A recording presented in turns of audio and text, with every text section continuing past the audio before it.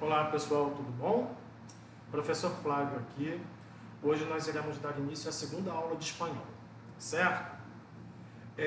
Na semana passada, na última aula, nós vimos os pronomes pessoais retos em espanhol, que foi feito um comparativo com a língua portuguesa. Vimos a conjugação do verbo hablar, que foi feita uma comparação também com a língua portuguesa. Por quê? O verbo hablar, assim como o verbo falar, pertence à primeira conjugação, porque termina no modo infinitivo com AR e é classificado como um verbo regular. Aí, de repente, vocês me perguntem assim: professor, o que vem a ser um verbo regular? Verbos regulares são aqueles verbos que, quando você faz a conjugação no presente do indicativo, eles não mudam o radical. Professor, radical, isso é matéria da 7ª série, eu não estou lembrando.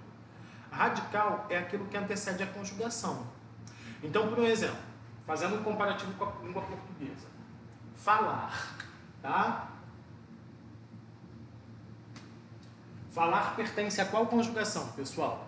Falar pertence à primeira conjugação, porque termina com AR, não é isso? O que antecede a conjugação, eu chamo de radical. Então, o radical do verbo falar é falo. Quando eu conjugo o verbo falar no presente do indicativo, como é que fica? Eu falo, tu falas, ele fala, nós falamos, vós falais, eles falam.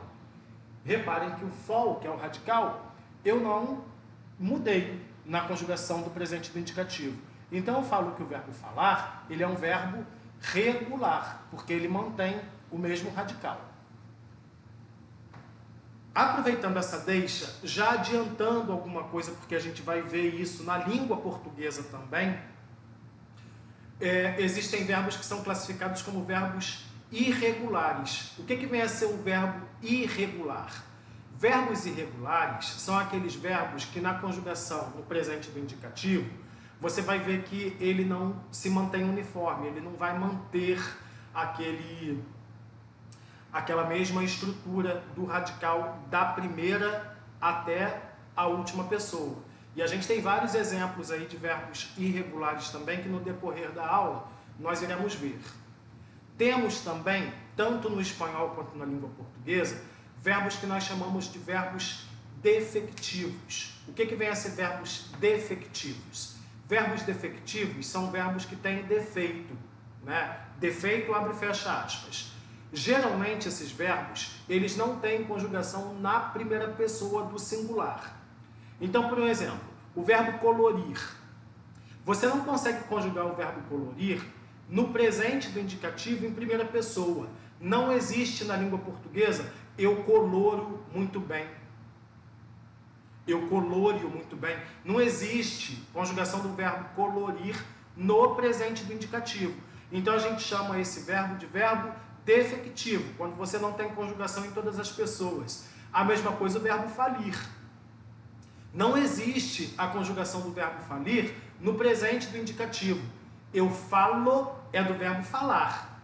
Eu falho é do verbo falhar. Não existe conjugação do verbo falir no presente do indicativo em primeira pessoa. Então eu classifico esses verbos que não têm conjugação em primeira pessoa. Fenômenos da natureza, por exemplo, relampejar, trovejar. Quando a gente fala em animal, por exemplo, latir, não existia o lato. Quem late é cachorro. Não existia o mio, quem mia é gato. Então a gente coloca esses verbos aí classificados como verbos defectivos. São aqueles verbos que têm defeito, abre e fecha aspas, quando não tem conjugação no presente do indicativo. E voltando aí para os verbos irregulares, tá? Ora, verbos irregulares são aqueles que você não mantém o radical na conjugação do presente indicativo em todas as pessoas. Então, por exemplo, o verbo dizer. O verbo dizer, ele termina em ER, quer dizer que ele pertence à segunda conjugação. O que antecede a conjugação, eu chamo de radical. Então, qual é o radical do verbo dizer? Diz, certo? quando nós conjugamos o verbo dizer no presente do indicativo, logo lá na primeira pessoa, eu digo, eu não mantive o Z. Eu já classifico o verbo dizer como verbo irregular. Aí depois vem, tu dizes, ele diz, nós dizemos, aí o Z vai aparecer em todas as pessoas. Mas só pelo fato de não ter aparecido na primeira pessoa, eu digo, eu não mantive o Z, que pertence ao radical. Então eu classifico o verbo dizer como um verbo irregular. Dando para entender até aí? Verbos regulares, são aqueles verbos que mantêm o mesmo radical em todas as pessoas. Falar, escrever, dançar, tá? São verbos que mantêm. Irregulares são aqueles que, se em uma pessoa não apareceu o mesmo radical, você já classifica esse verbo como se fosse um verbo irregular. Depois nós falamos dos verbos defectivos, aqueles verbos que não têm conjugação em todas as pessoas do pronome pessoal do caso reto. Você não consegue conjugar em todas as pessoas. E a gente tem também, pessoal, tanto na língua portuguesa quanto na língua espanhola, verbos que nós classificamos como verbos anômalos. O que são verbos anômalos? Verbos que passam por anomalia. Você não mantém nada do radical quando faz a conjugação no presente do indicativo.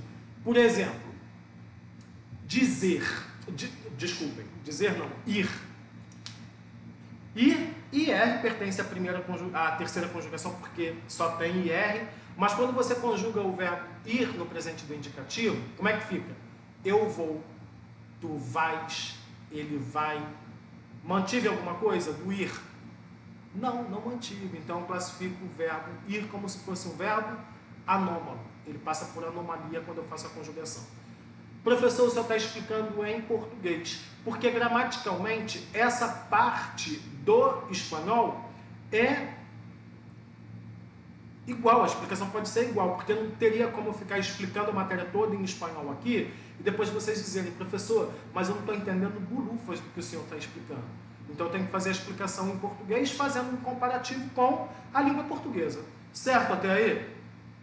A mesma coisa vai ser quando nós entrarmos lá na interpretação textual, que o texto de hoje é um texto um pouco mais complexo, eu vou falar alguma coisa voltada para oxítona, paroxítona e proparoxítona.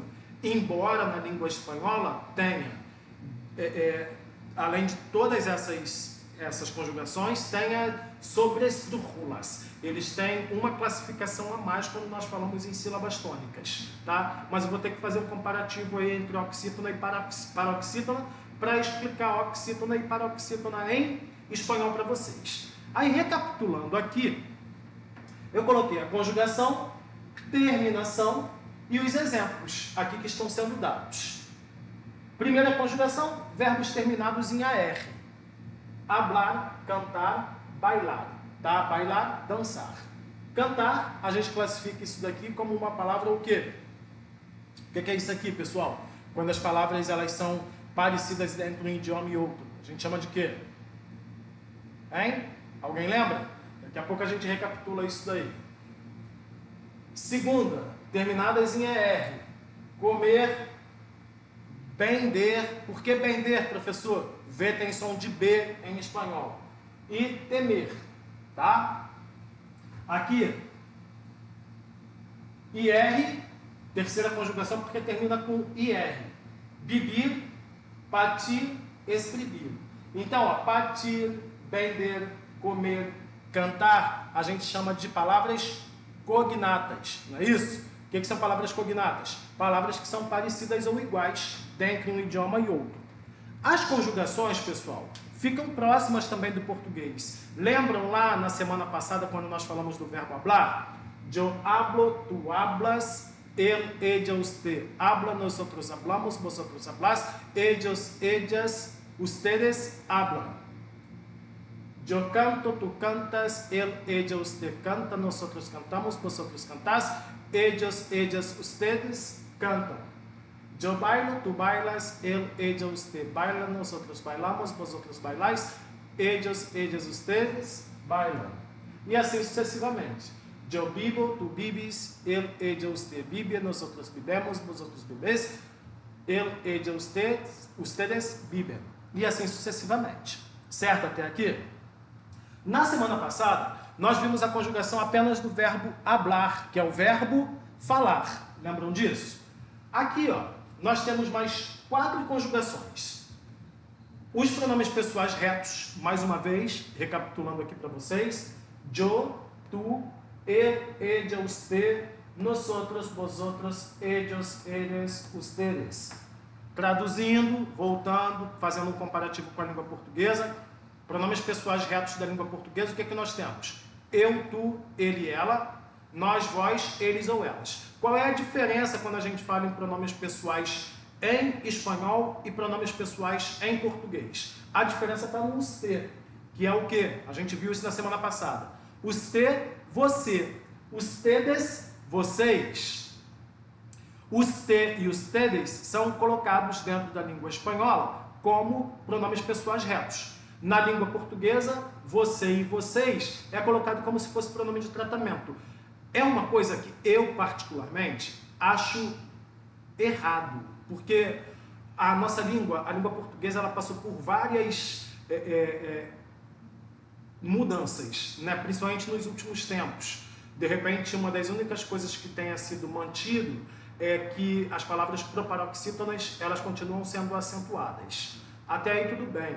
Mas, por exemplo, algumas palavras que até o passado tinham hífen, hoje em dia não tem mais. Por exemplo, autoescola. Autoescola, um tempo atrás, você escrevia separado, né? Hoje em dia não, você escreve autoescola, tudo junto. Autorretrato, era separado também. Hoje em dia você escreve autorretrato com 2 R's. E assim sucessivamente. Várias palavras mudaram a escrita. Eu, particularmente, acho que a língua portuguesa ela se tornaria muito mais simplória se nós usássemos o pronome de tratamento vocês, por um exemplo, ao invés de nós usarmos a segunda pessoa do plural vós. Porque se vocês repararam, o tu é uma conjugação que os cariocas, não só os cariocas, a região sudeste, nordeste, não usa tanto, né? Você dificilmente vê um carioca, um paulista, né? um nordestino usando o tu para fazer conjugação verbal, né? Nós usamos o pronome de tratamento você, que torna-se mais fácil. Por exemplo, eu falo, você fala. Na linguagem formal, eu posso usar isso daí tranquilamente, tá? Só que o tu é muito usado na região sul do Brasil. Se você reparar, o gaúcho ele usa muito tu. Tu vieste, né? Tu vieste mais cedo e assim sucessivamente. O vós, quando você fala no vós, que é a segunda pessoa plural, o vós, pessoal, na língua portuguesa, ele é usado só na linguagem bíblica, tá? Só a Bíblia usa o vós. Nenhuma região do Brasil usa vós. Não se tornaria mais fácil? Pensem comigo. Se ao invés do vós, nós usássemos o pronome de tratamento vocês, eu acho que todas as pessoas teriam menos dificuldade em conjugar um verbo. Por exemplo, vamos substituir o vós aí por vocês. Eu falo, tu falas, ele fala. Nós falamos, vocês falam. Não é isso? Não se tornaria um pouco mais fácil se de repente a gente fizesse a substituição? Mas enfim, não mudaram isso daí. A mesma coisa na língua portuguesa, vocês vão lembrar isso daí porque 7ª e 8ª série bate isso daí direto quando a gente faz conjugação verbal. Você vai da 6ª até o 9º ano fazendo essas conjugações verbais. Mas, por exemplo, nós temos pretérito perfeito, pretérito imperfeito e tem o pretérito mais que perfeito. Me responde uma coisa aqui. Algum de vocês usa o pretérito mais que perfeito? Eu não uso, vocês não usam, região nenhuma do Brasil usa, e está lá a conjugação. Eu, por exemplo, vender, eu vendera, tu venderas, ele vendera. Isso daí estava na linguagem poética, e num tipo de linguagem poética que a gente classifica como uma linguagem poética arcaica, tá? Nos livros atuais você não encontra esse tipo de conjugação. Então, eu acho que eles fizeram mudanças, algumas mudanças que eu acho corretas, por exemplo, o uso de hífen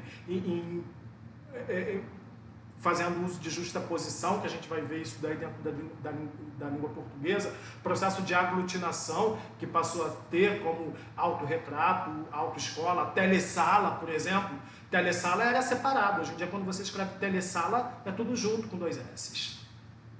Mas, por exemplo, o pronome pessoal reto é uma coisa que eu acho que poderia ter mudado ali, tirar esse voz aí que ninguém usa para nada. E eu, como professor de português, quando você pede o aluno para fazer conjugação verbal, ele vai direitinho. Chegou no voz, ele dá uma quebrada ali, justamente pelo fato do desuso. Ninguém usa, né? Isso daí quando fala assim em língua portuguesa. Mas vamos lá. As conjugações aqui, ó. Verbo ser. Bem próximo ao português, ó. Yo soy, tú eres, él, ella, usted. Es, nosotros somos, vosotros sois, ellos, ellas, ustedes son.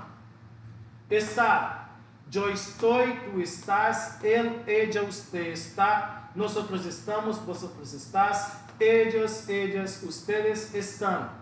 Lembrando que, recapitulando aí um pouco da língua portuguesa, o sul-americano fala ellos, ellas, ella. O espanhol ele vai falar ellos, ellas, ella.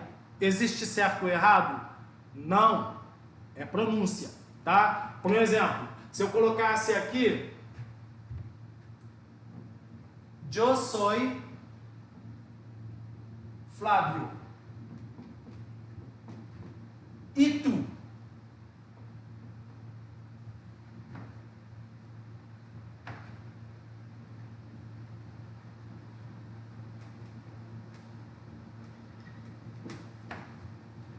Eu sou Flávio. E tu? Como te chamas? Chamas no espanhol sul-americano. Você vai escutar o argentino falando. Como te chamas? Se você for para a Espanha, ele vai falar como te llamas. Existe certo ou errado? Não, é variação linguística. Por um exemplo, a língua portuguesa. O Brasil é um país que tem extensão continental, concorda? O carioca chia, a gente chia o tempo todo. Mas vocês, o paulista não. O paulista não chia. É certo ou errado? Não, é pronúncia, né? Eu particularmente, eu, Flávio, eu acho lindo o nordestino e o gaúcho falando, porque, inclusive, a maioria de vocês, os alunos que são meus, sabem que eu sou professor de inglês. Inglês é a minha formação acadêmica. Já foram feitos vários estudos dizendo que o nordestino ele tem mais facilidade em pronúncia no inglês do que as outras regiões do Brasil, porque o nordestino ele fala titia, tatu, e o inglês ele puxa muito esse ti, né? Por exemplo, as pessoas quem não tem conhecimento em inglês fala professor em inglês teacher, não é, o certo é teacher, né? Teacher. O nordestino tem mais facilidade em vários outros segmentos linguísticos, pelo menos dentro do inglês. Continuando aqui, ó. Eu estou, estás, está, estamos, estás, estão. Tener, que é o verbo ter, tá, pessoal? Aí, olha só. Tener, a gente classificaria aqui como um verbo irregular, não é?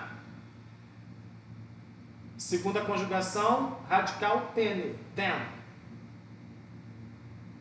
Ó. Aqui, ok? Aqui já não. Yo tengo, tú tienes, él, ella, usted tienen, nosotros tenemos, vosotros tenés, ellos, ellas, ustedes tienen. Ir, yo voy, tú vas, él, ella, usted va, nosotros vamos, vosotros vas, ellos, ellas, ustedes van. Certo? Isso daqui quando a gente fala em conjugações verbais. Certo? Vamos lá. Deixa eu só finalizar uma parte aqui, para a gente entender. Isso daqui é só uma introdução, porque a gente vai ver isso na aula que vem, tá bom? Vamos lá.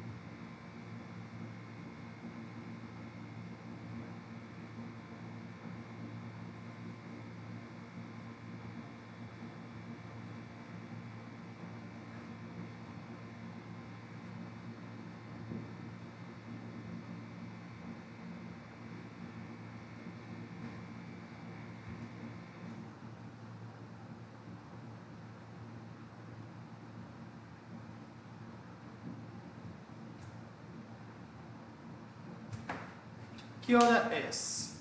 Que horas es? Bem semelhante à língua portuguesa aqui também. A gente vai recapitular isso daqui depois, na terceira aula, que é es la una, tá? Então, ó, a hora está sendo colocada aqui usando o numeral feminino. Nas duas, você não usa son las duas, son las dos, tá? Aí fica em masculino e a gente vai ver isso daí por quê. Son las 7:15, son las 8:30, son las 10 menos 4, tá? Você não fala 10:45 como... Esses são las 10 menos 4, é mais ou menos quando a gente fala 15 para tal hora, 15 para as 11, por exemplo. E es meio-dia, tá? Isso daqui só para a gente recapitular, porque nós vamos ver isso daqui na próxima aula. Agora, a gente vai entrar dentro da língua portuguesa, dentro da língua espanhola, pessoal, na interpretação do texto que foi trabalhado com vocês, assim como foi trabalhado com vocês na semana passada. Como é que foram as notas? Foram legais?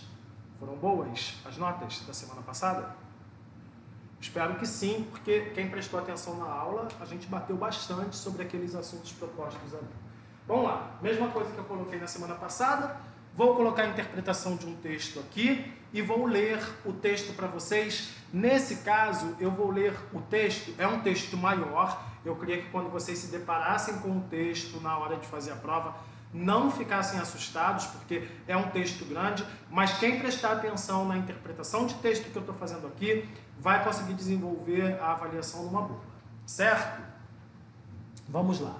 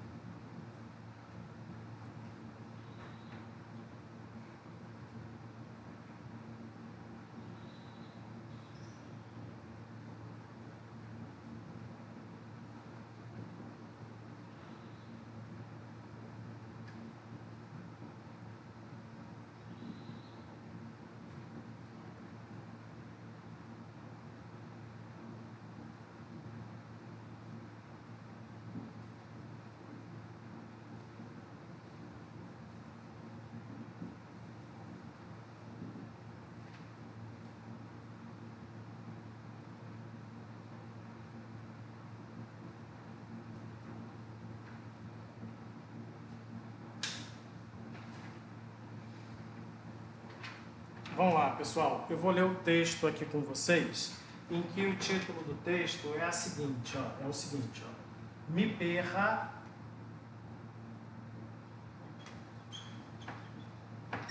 es una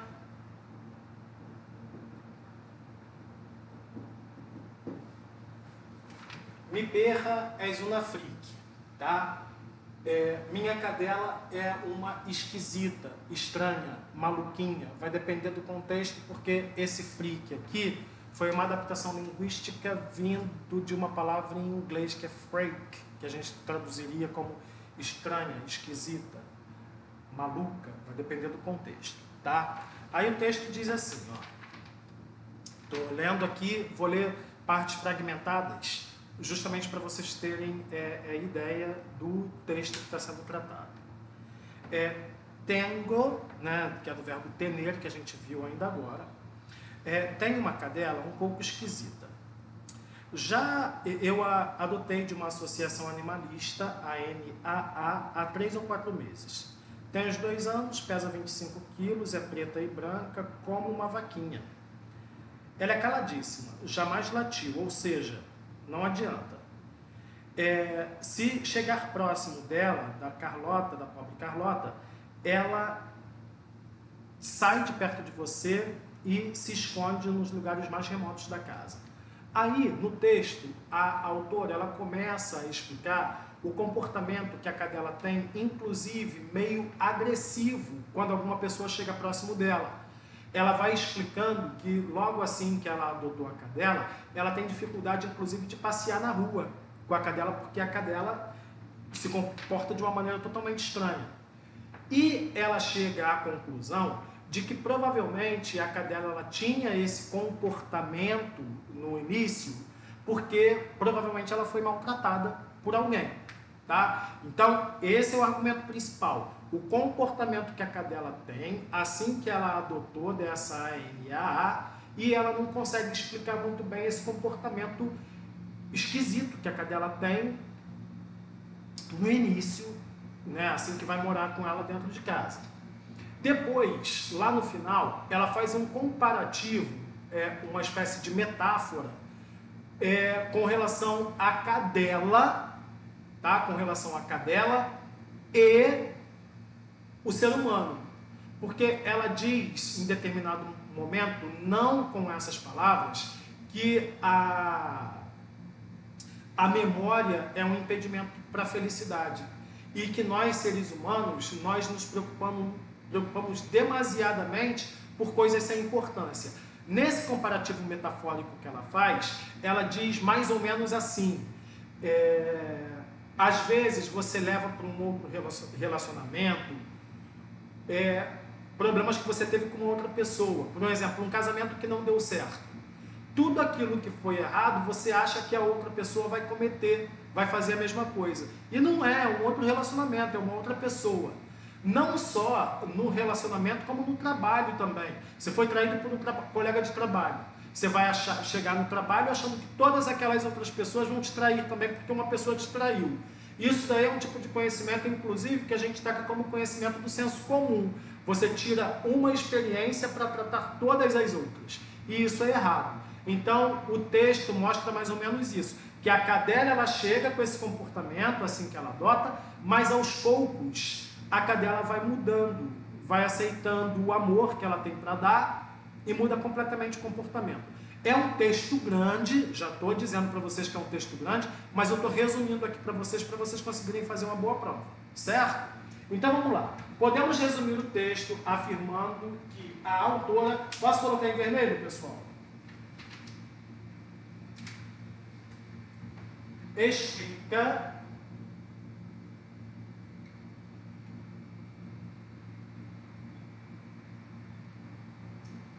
como cuidar de um cão, tá? Aqui na forma generalizada, porque a gente vai entrar no machismo linguístico depois, tá?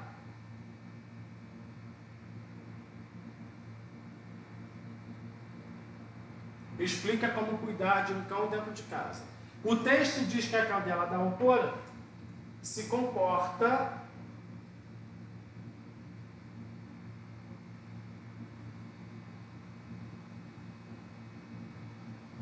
de forma um pouco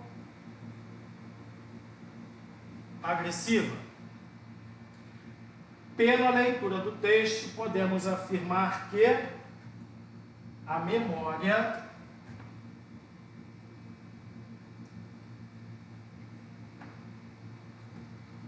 é um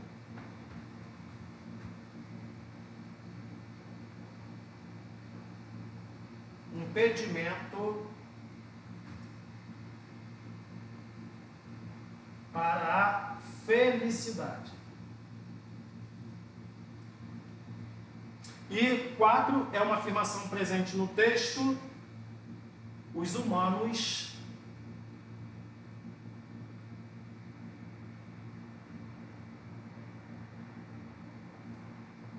se preocupam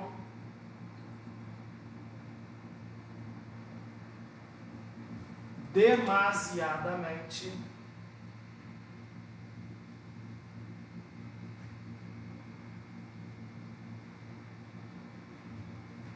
por coisas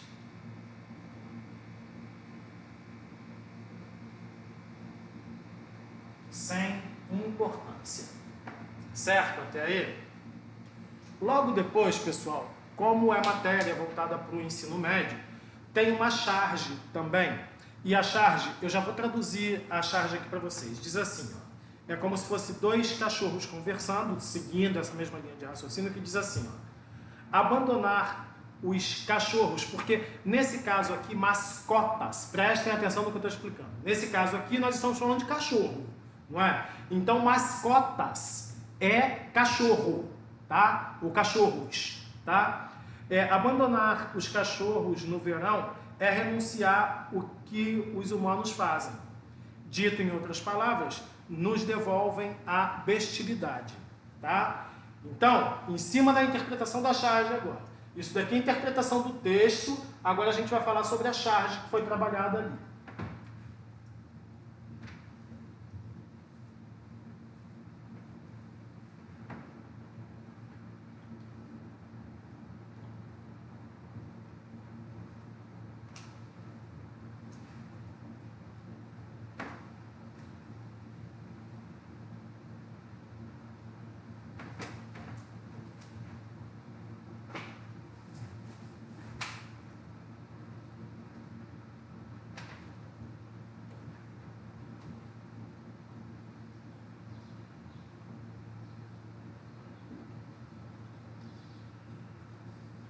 Charge, vocês vão ler lá como vinheta, tá, pessoal?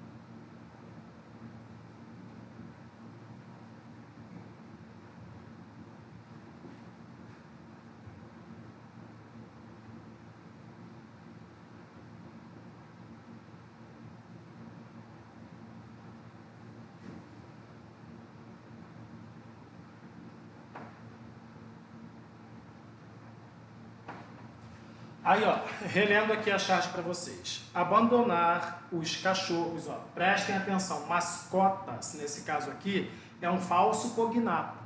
Não é mascotes, porque a gente está falando de cachorro. Então, mascotas, nesse caso, cachorros, tá? Abandonar os cachorros, né, os animais no verão, é renunciar ao que nos torna humano. Dito em outras palavras, nos devolve a bestialidade.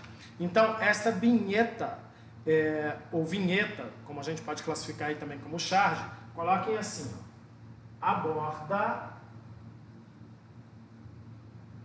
a sensível convivência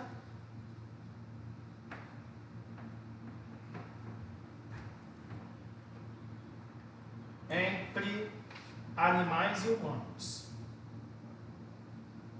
Humanos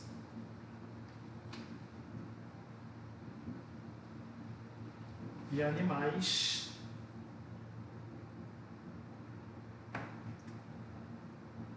nas férias. Férias em espanhol, pessoal, vacaciones, tá? O texto diz que ter animais... Vou colocar isso aqui em espanhol porque fica mais fácil para vocês na hora de desenvolver a prova. Tener animales nos acerca a las bestias.